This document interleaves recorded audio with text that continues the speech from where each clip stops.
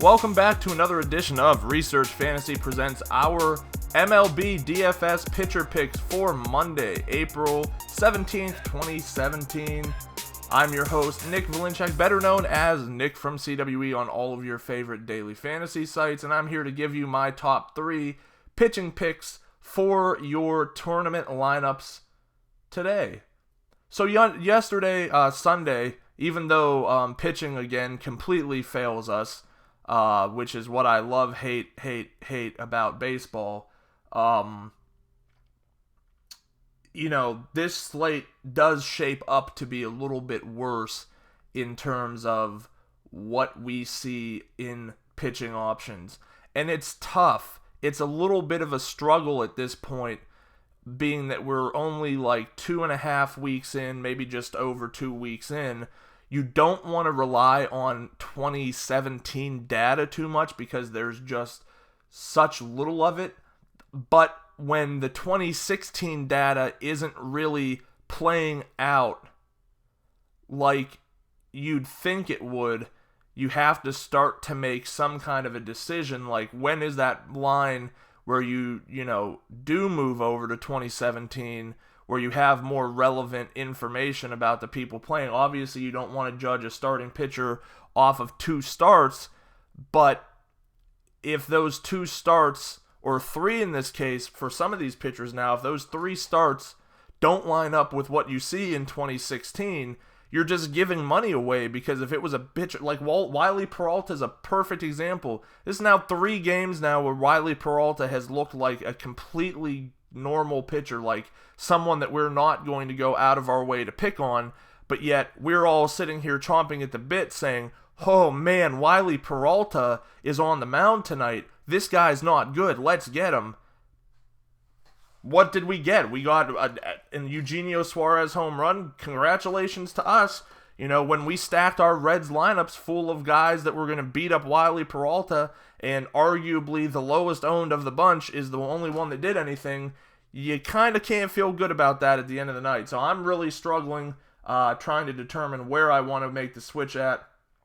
But nonetheless, we've got an interesting slate of games ahead of us tonight.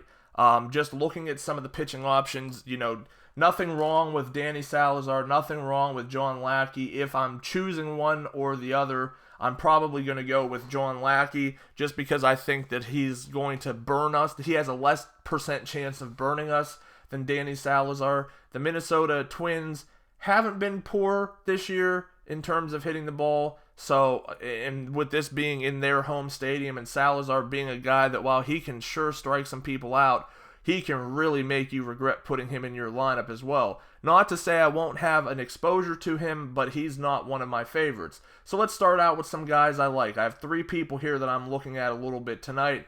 Robbie Ray makes an interesting case for me. $8K on FanDuel. On DraftKings, I think his price is like 92 or 98, which really has to make you feel uncomfortable. He's taking on the Dodgers in Dodger Stadium, and it's just one of these things where it's like, okay, the Dodgers are really built to hit right-handers. When you look at the left-handers and you're talking about guys like Adrian Gonzalez, Corey Seager, Jock Peterson, Yasmani Grandal, I think, is a better hitter from the left-hand side of the plate. You're like, okay, those are some guys that can do some damage. Adrian Gonzalez might be getting up there and maybe isn't doing the things he used to be doing, but he's still a quality hitter. He's not going to be an easy out for you. And then you flip over to the right side of the plate when you have a lefty on the mound, and you're talking about guys like Justin Turner is a threat. Absolutely, we're not going to sit here and try to pretend that that's not the case. But outside of that, you're looking at Logan Forsythe, who is actually questionable, but is supposed to return to the lineup. He's been quality, but he just hasn't been like spectacular. Franklin Gutierrez, Scott Van Slyke. I just think that the quality of player you're looking at that can really do damage for this team is far better on the left-hand side. So when you get a lefty on there, they don't end up performing as well. I think there are definitely some red flags with Ray, but you're not going to find... I'm trying to pick through and find the least amount of red flags with these pitchers tonight. Another huge pricing discrepancy that I'm looking at tonight, Jharel Cotton. Oakland Athletics, $7K on FanDuel, taking on the Texas Rangers. He is in his home stadium, so he does get the benefit of being in a good pitcher's park. Has had a pretty strong showing of strikeout ability. You know, the Rangers, tough platoon lineup, but again, they're a team that I think can be handled. I'm not going to say with relative ease or anything stupid like that, because that's not what I mean, but I think they're a team that could be shut down. He carries a ton of risk. On DraftKings, really tough to look at him in the eye when you're talking about an $8,200 salary. He's like the fourth most expensive pitcher there. On FanDuel, he's a scroll down the list, coming in at like ninth most on this slate. So decision a little bit more flexible there. I don't mind some Jharel Cotton in my tournament lineups tonight. Lastly, and again, this is one of those things where if you're looking at 2016 data, you're going to say stay away. But if you're looking at not only what the pitcher has done in 2017, but what the opponent has done in 2017, all of a sudden now there's a case to be made for putting Chase Anderson in your lineup. The Chicago Cubs, not looking like World Series champions right now. Can't seem to hit their way out of the wet paper bag. I actually adjusted the stats in my model for today because it doesn't take a ton of time, maybe 15 minutes, for me to switch the data points from 2016 to 2017. And I wanted to see what difference there was, and it's night and day difference. The Cubs can't hit they've got to be close to the league low in WOBA.